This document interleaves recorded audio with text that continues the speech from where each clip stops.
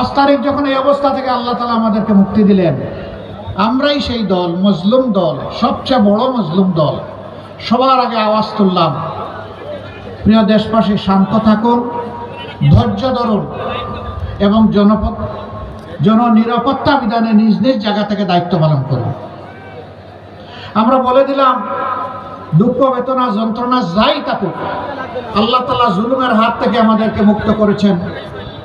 আমরা সেজদায় পড়ে আল্লাহর শুকরিয়া আদায় করি। আমরা কারো উপর প্রতিশোধ নেব না। সারা বাংলাদেশে আমাদেরকে যে পরিমাণ ক্ষতিগ্রস্ত করা হয়েছে খুন গুমের মাধ্যমে, মা বোনদেরকে দফায় দফায় জেলে নিয়ে, রিমান্ডে নিয়ে কষ্ট দেওয়ার মাধ্যমে, এমনকি মা বোনদেরকে গুলি করে খুনও করা হয়েছে। কিন্তু আমরা ধৈর্য ধরলাম। কি জন্য? আল্লাহ তাআলার জন্য। কি জন্য? এই দেশকে ভালোবাসি। কি জন্য? এই দেশের মানুষকে ভালোবাসি। আমরা আমাদের কর্মীদেরকে সর্বত্র বলে দিলাম, সহকর্মীদেরকে, কোথাও মানুষের জীবন, সম্পদ এবং ইজ্জতের দিকে হাত এবং চোখ বাড়ানো যাবে না। আলহামদুলিল্লাহ, সাতক্ষীরা সহ সারা বাংলাদেশে কোথাও আমাদের নেতা কর্মীরা চান্দাবাজ হয়ে ঝাঁপিয়ে পড়ে নাই জনগণের উপরে। কোথাও কোনো কিছু দখল করে নাই, কোথাও মামলা বাণিজ্য করে নাই।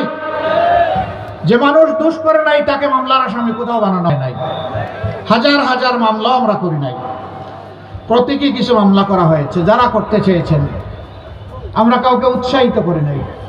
বলেছি ক্ষমা মহত্বের লক্ষণ, পারো ক্ষমা করে দাও, আল্লাহ তোমাকে দুনিয়া আখিরাতে ক্ষমা করবেন। এর বিনিময়ে দুনিয়ায় আল্লাহ দিবেন, আখিরাতেও দিবেন। নির্যাতন করা হয়নি। সাংবাদিক, আলিম ওলামা, রাজনৈতিক দল, প্রতিপক্ষ, কাউকে ছেড়ে কথা বলা হয়নি।